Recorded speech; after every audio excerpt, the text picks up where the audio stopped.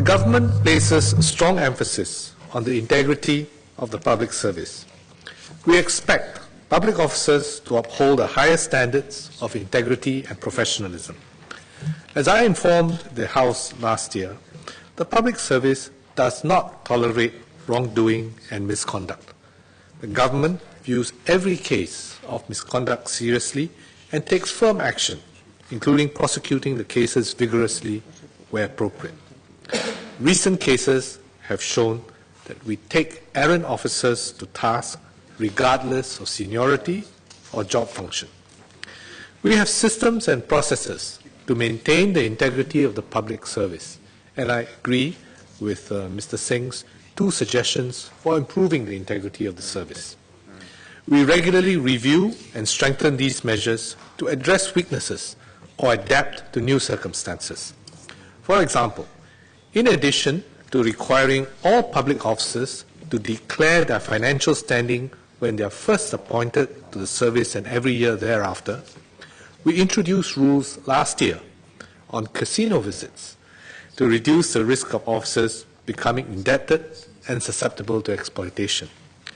More stringent rules on casino visits apply to senior officers whose misconduct will have significant reputational risk to the public service, such as the permanent secretaries and chief executives, as well as officers in positions that expose them to the risk of being suborned and exploited, such as police officers and officers performing cash transactions.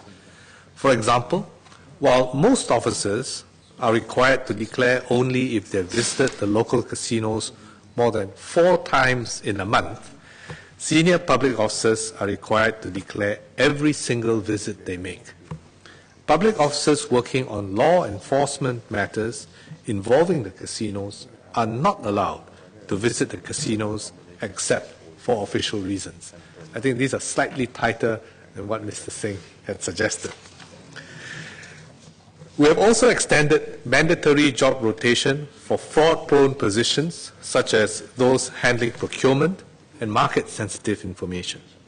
There are several different avenues for public officers to report suspected misconduct, and we want our public officers to do so. An officer can report such cases to his supervisors, his permanent secretary, the head of civil service, or the Public Service Commission. Officers may also report to enforcement agencies such as the police or CPIB. Officers do use these channels and surface suspected wrongdoing which will be investigated. So officers are looked upon not just by an external agency, but also by their colleagues, supervisors, and subordinates. And this is the system which we want to have, where every public officer is responsible for the integrity of the service. Beyond systems and processes, it is values and culture that define the public service, our public officers, and how they carry out their duties. Our public officers must be anchored in and driven by the core values of integrity, service, and excellence. These values are embedded in our human resource processes, such as when hiring new officers, training and developing our officers, and assessing their performance. All public officers are governed by a code of conduct, which is based on the principles of integrity, incorruptibility, and impartiality. The code was refreshed in September 2013 and is available in the government intranet. But of course, a code is a very dry document. So we have produced a handbook with frequently asked questions, and illustrated examples are given. And this booklet is given to all civil servants and made available to the statutory boards for distribution to the officers. And I have an example of this booklet here with me today. In January this year, the Ministry of Finance also issued a Government Procurement Code of Ethics and Standards of Professional Conduct for procurement officers. This also is available on the government intranet. The code sets out the professional values, ethos, and appropriate behavior that we expect procurement officers to abide by in their engagement with suppliers. We emphasize the importance of values throughout the career of a public officer, at the point of induction when they join the public service, in milestone leadership programs at all levels, and including the middle management level that Mr. Singh was concerned about. In the past 5 years, CPIB has conducted an average of about 60 anti-corruption talks for public officers each year, especially those who are new in service and those in enforcement and regulatory agencies. Mr. Singh also expressed concern about the number of recent cases. The number of public officers prosecuted under the Prevention of Corruption Act has remained stable over the past 5 years. And we will continue our efforts to eliminate corruption and bring down the numbers further. And this is so also for other cases of misconduct. Public service leaders are also made aware that the tone that they set in an organization affects the culture.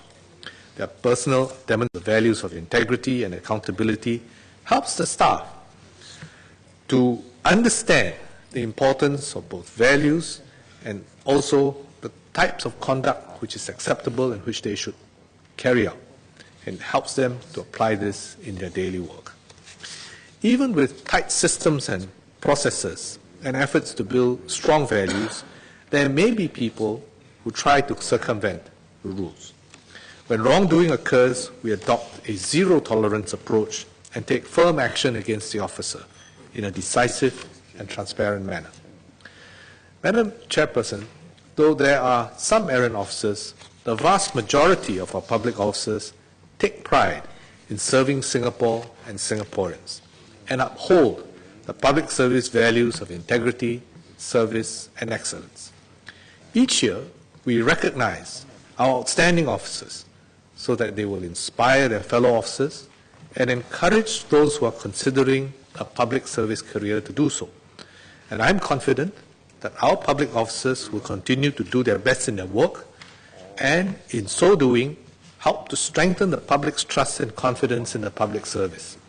And it is indeed a tribute to our system and to our public officers that many feel proud that their children join the public service.